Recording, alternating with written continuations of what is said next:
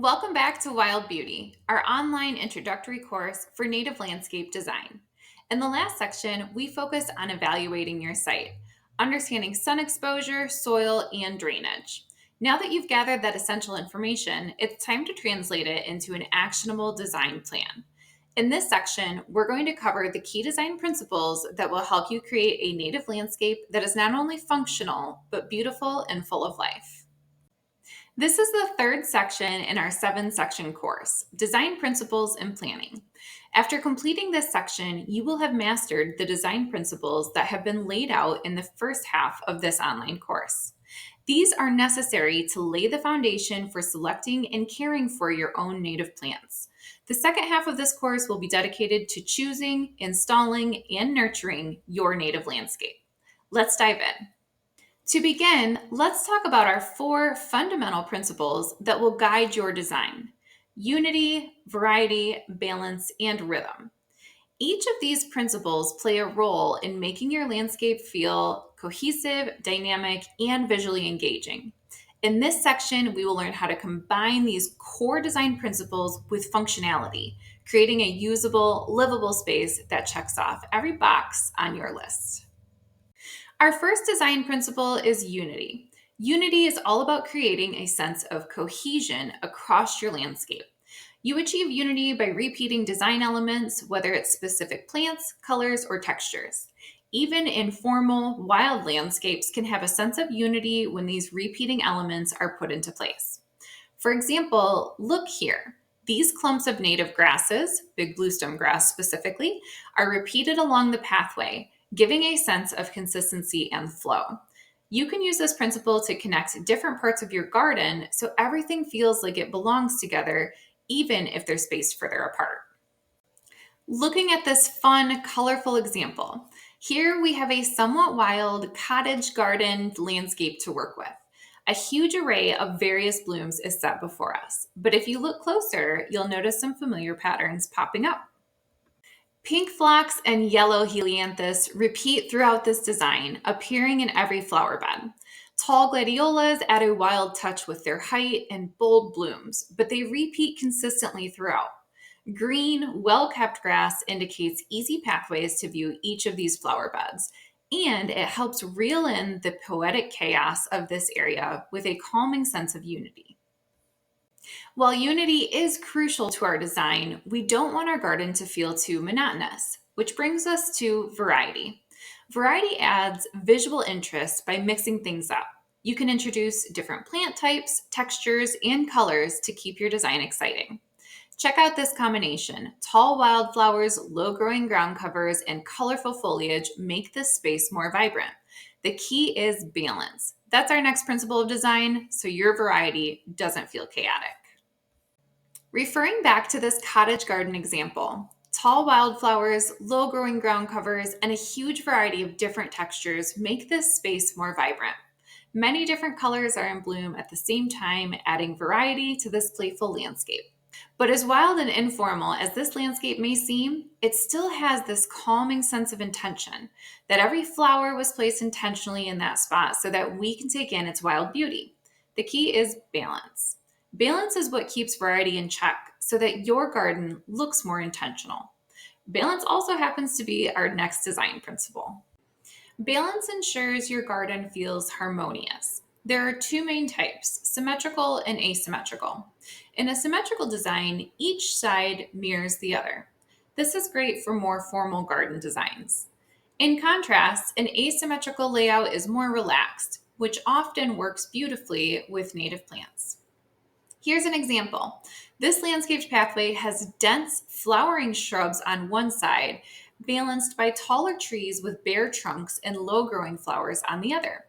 This provides visitors a striking wall of flowers on one side while they have a viewpoint off the pathway on the other. The overall effect is pleasing without being too rigid. This is a great example of an asymmetrical but planned out landscape. Now back to our cottage garden example. This garden has a good number of big, bold flowers that seem to compete to catch your eye, but they are spaced far enough apart that they don't seem overcrowded. They are separated by lower, more quiet flowers that do a good job of complementing their taller counterparts without taking away from their striking beauty. The uniform grass separates each flower bed while also providing visitors with a clear walking path. All of these components combine to create balance in this space, ensuring that no one feature overpowers the others. Our last design principle is rhythm.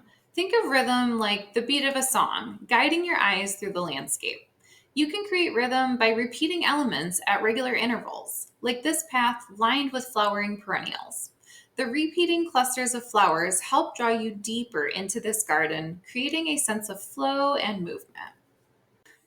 This cottage garden has many areas of repeating flowers, as we mentioned when we were talking about unity, but it also has rhythm in other ways. The red columns and white framed windows in the house are uniformly repeated, creating a rhythm in the backdrop of this garden. Despite the fact that there are at least three separate flower beds in this area, each flower bed features some of the same plants. The pink phlox and yellow helianthus from before, also, some lower growing green sedum and white daisies. The same dark mulch is used throughout, contrasted starkly with the consistently vibrant green grass. All of these components add to the peaceful yet wild rhythm of this space.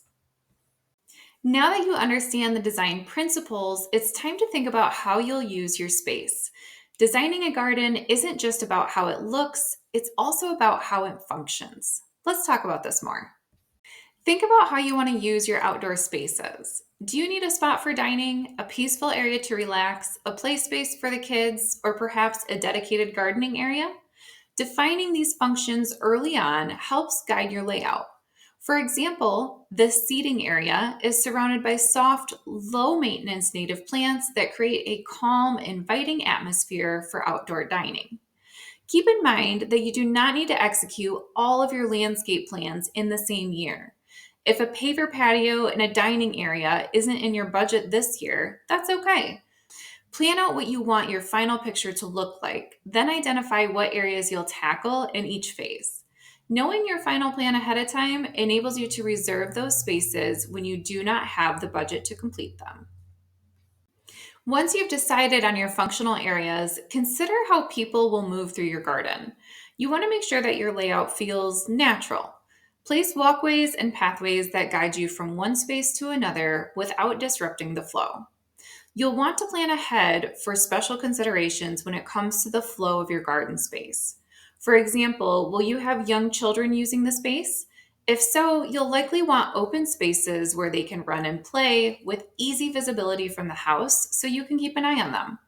Alternatively, if you plan for the general public to use your space or have a commercial space, you'll want to plan ahead for handicap accessibility, especially if this landscape design is for a business that must adhere to ADA guidelines.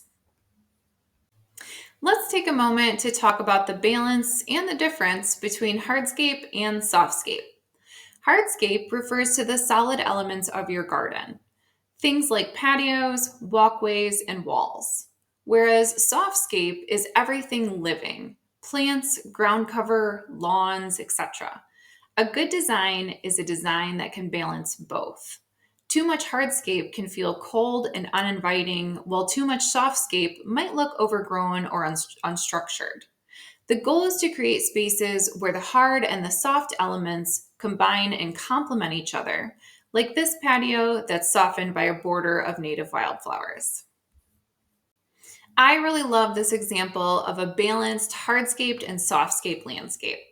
This space features two different types of hardscape pathways, a solid poured cement walkway and a flagstone meandering pathway. The poured cement walkway is easily defined as the main path leading up to the house, while the flagstone path adds a meandering, whimsical touch that tells the visitor this is a side path that might take you someplace magical. Well placed softscaping, like the ferns lining the left side of the path and the dainty dianthus flowers lining the right side of the path, do a great job of defining where the path ends and where the gardens begin, while also adding color and texture to contrast with the muted hardscape tones. Lastly, a natural cedar mulch between the plants softens the hardness of the pathways, creating unity between the natural plants and the hard lines of the paths. Finally, let's touch briefly on plant placement and creating focal points in your garden. We're going to briefly cover this today. Just know that in the next section, we'll really go in depth on plant placement and creating focal points. A focal point is a specific spot, area, or element that catches the viewer's eye due to its color, size, shape, or combination of any of these traits. Simply put, the purpose of the focal point is to tell the viewer a story and to bring some drama. Strategic plant placement is key to drawing attention to different areas of your garden. Focal points, like this native redbud tree, serve as anchors for your design. Around it, the designer placed lower growing plants that help guide the eye to this central feature. You can also use taller perennials or shrubs to frame a pathway, adding a sense of structure and guiding movement. Anytime that you're practicing with a focal point, you want to keep contrast in mind. Contrast was an element of design that we learned about in the first section of this course, and it's one that will come back frequently in the next few sections. As you think about your own garden design, start by identifying focal points. Yes, you can definitely have more than one. Whether it's a unique tree, a sculpture, or a seating area, these focal points should be the center of your plan and will help you build everything else around it. Once you've identified your focal point, arrange your plants in a way that naturally leads the eye towards these features. This creates a sense of journey and discovery as people move through your garden space. In this image, the peaceful waterfall flowing through the center of this area is the focal point. Notice how two larger trees were used to frame the top of the waterfall, while shorter shrubs and flowers help draw your eye inward towards the flowing water. A path was created with rocks to the right of the waterfall, offering visitors another vantage point to enjoy the view, additionally making access for maintenance on the waterfall much easier as well.